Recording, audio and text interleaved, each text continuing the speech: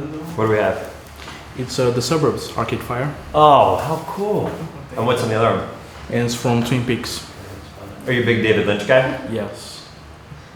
Okay guys, so 3 Sonic movies, that's a bit of a milestone, and the franchise doesn't seem to be going anywhere. We're surely having more features, but it's still a trilogy. It's a bit, like I said, it's a big milestone. So how do you guys look back on the work you did on these 3 films? Yeah, I mean, when we started, you just didn't know if the movies were going to really have the impact that they've had, and you always hope that they will, but it felt very contained. The first film was, obviously much smaller than Sonic 3, but you cross your fingers and hope that the fans and even new fans come out and sort of subscribe to and start to fall in love with these characters. And now here we are doing Sonic 3, and it's just 10 times the scope and 10 times the action and everything. So we're very proud of it, and it's rare these days where you get to be a part of something that's this popular, that you get to, that you get lucky enough to make a 3rd film and hopefully many more.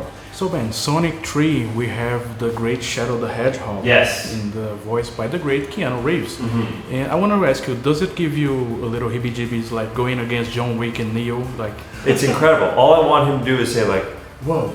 Like, that's my favorite thing. I just want Keanu to say it. He's amazing, and he brings so much like gruffness and darkness to Shadow, which if you're a fan of the video games, there's a lot of like darkness and revenge in that character. He crushes it. It's so good. He does such a good job. Shadow brings definitely a lot of challenges to Sonic now and his friends, and this is the first time you're seeing Tails, Knuckles, and Sonic really having to work together as a full team, and they're gonna need to, because Shadow is on another level. I think not only the kids, but the big kids and the adults and everybody in between is gonna love what they see.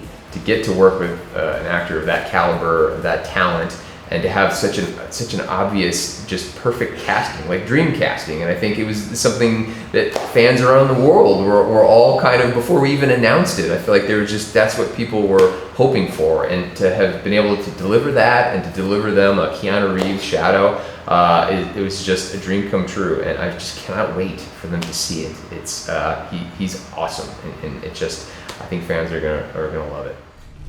Excuse me, why do you look like me? I don't look like you. You look like me.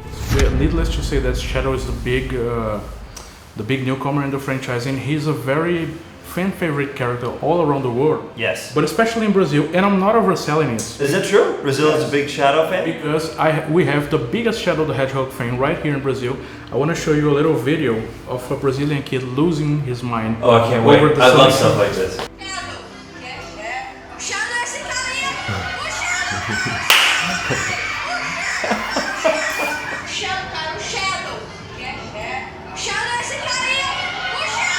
Wow.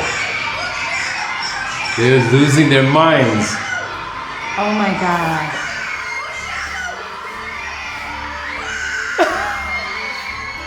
Oh, that makes me so happy. Oh my gosh, that's so good. That was like I got chills. So this is the kind of expectations you're dealing with. I wish I could watch the 3rd movie with that kid. He is going to lose his mind. Yes. I love that. So Brazil loves Shadow. Brazil loves Shadow. Oh, I think the whole world loves Shadow. Really, yes. You can't not love him. Who is this guy? He is much more impressive than the hedgehog I fought previously. Dude, I'm standing right here. You two are, can we say, the human anchor in these stories, and of course, you act like father figures, motherly figures to these characters. But I must say, James, that I really feel your pain as a father whenever they wreck your house, your big TV. So, good. Being a father, being a mother is naturally nerve-wracking. But how is it with these creatures? You're always cleaning up children's messes, but he makes them very fast, light speed. yeah. And Knuckles is very strong. So he breaks things. No, they're made to destroy things and make messes. At the beginning, the very beginning, the first film, it was more of a friendship between Tom and Sonic, and that evolved over time into sort of this parental dynamic. And it's nice to see how that's evolved, and Sonic growing up and going through his adolescence and becoming a teenager, and now he's growing up even past that, and needing the comfort and the stability of having a home and having a family that loves him and takes care of him and guides him. And then, you know, that brilliant thing about being a parent is where your kids teach you as much as you teach them sometimes, you know. All right, the first one, he was a lonely kid. I think he was a very energetic kid that just desperately wanted to have a friend or find people. And the second one, now he found his superpowers. He's learning how to like use them, what he's going to do with them, how to be responsible with them, and learning how to like find his friends, which are Tails and Knuckles. This third one, he has his powers, he knows what he's doing, and it's a matter of learning to not just do stuff all by himself, becoming a teammate, becoming a leader, knowing when to go in, knowing when to share the responsibility, knowing when to use his power and when to not use his power. And then when he's forced to fight Shadow, which, as you know, is by far the strongest and most powerful thing he's ever fought so far, there's moments where he gets really, really angry, and he has to learn what to do with those feelings, because he's growing up. The emotion that he has is raw now. So it's like, especially because he cares about his family, so if you do something with his family or his friends, he wants to fix it. So it's him learning how to deal with those emotions and how to respond to those emotions. Yes, of course, I mentioned Shadow, but of course, we have the great Jim Carrey back. Two roles. Two Eggmans, two Robotniks.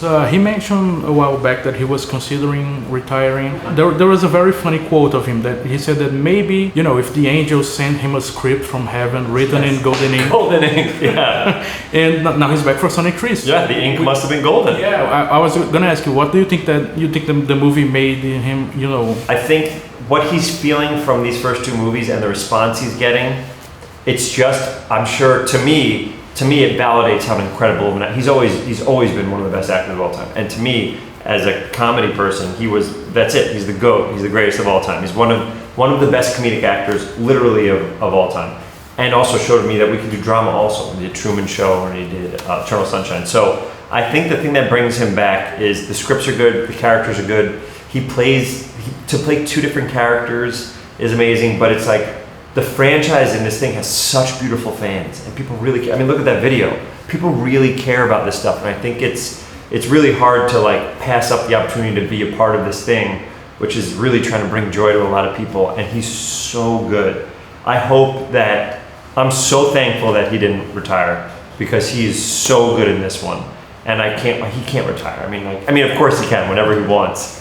He's done way more than enough. But I just can't wait to see him in more stuff. He makes me so happy. What did you do? What I had to.